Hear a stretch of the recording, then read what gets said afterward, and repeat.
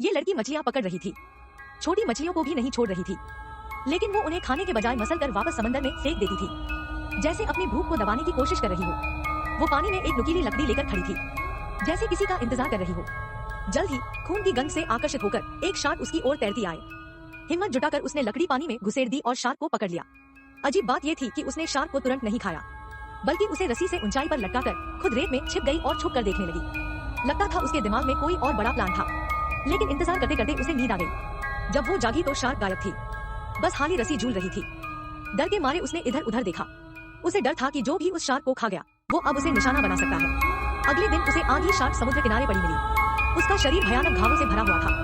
ये देखकर वो सहल उठी, लेकिन उससे भी ज्यादा डरावना ये था कि जब वो वापस लौटी तो उसके साथी की लाश भी गायब थी। बस खून से सनी रेत बची थी।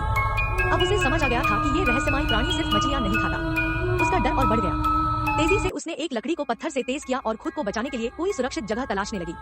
जंगल के किनारे उसे एक पेड़ का खोखल दिखा, लेकिन वहाँ से अजीब आवाजें आ रही थी। हिम्मत करके उसने झुककर अंदर देखा, लेकिन वहाँ बस एक चिड़िया थी। उसने राहत की सांस ली, लेकिन फिर भी उसका मन अशांत था। उसे डर था कि वो अजीब प्राणी कहीं घात लगाकर बैठा ना हो। उस रात वो उसी खोखल में छिपकर सो गई। अचानक तेज आवाजों से उसकी नींद खुली। वो सोचने लगी कि ये क्या हो रहा है। फिर एक डरावनी दहाड़ गूंजी। डर से जमी हुई उसने अपनी आंखें कसकर बंद कर ली और भगवान से प्रार्थना करने लगी कि वो उसे ना देख पाए। काफी देर तक आवाजें आती रही, फिर धीरे धीरे वो शांत हो गई। उसने लंबी सांस ली, लेकिन तभी वो दहाड़ फिर से गूंजी, इस बार और भी जोर से। और इससे भी बुरा ये था कि किसी चीज ने खोखल को पीटना शुरू कर दिया। तेजी से वाल हो रहे थे, पूरा खोखल हिलने लगा। उसकी पूरी बॉडी कांप रही थी। मार इतनी तेज हो गई कि खोखल टूटने लगा। उसकी कड़ी हुई नसें कुछ देर बाद शांत हुई और वो बेहोश हो गई। जब उसकी आंख खा, ये लड़की मछलियां पकड़ रही थी। छोटी मछलियों को भी नहीं छोड़ रही थी, लेकिन वो उन्हें खाने के बजाय मसल कर वापस समंदर में फेंक देती थी, जैसे अपनी भूख को दबाने की कोशिश कर रही हो। वो पानी में एक नुकीली लकड़ी लेकर खड़ी थी, जैसे किसी का इंतजार कर रही हो।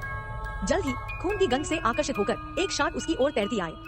हिम्मत जुटाकर उसने लकड़ी पानी में घुसेड़ दी और शार्क को पकड़ लिया।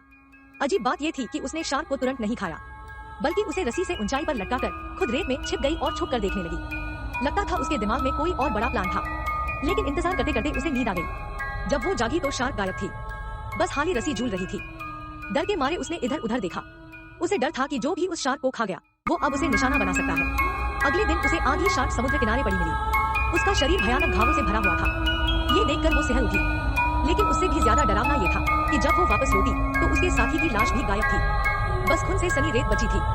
अब उसे समझ आ गया था कि ये रहस्यमय प्राणी सिर्फ मछलियां नहीं खाता। उसका डर और बढ़ गया। तेजी से उसने एक लकड़ी को पत्थर से तेज किया और खुद को बचाने के लिए कोई सुरक्षित जगह तलाशने लगी।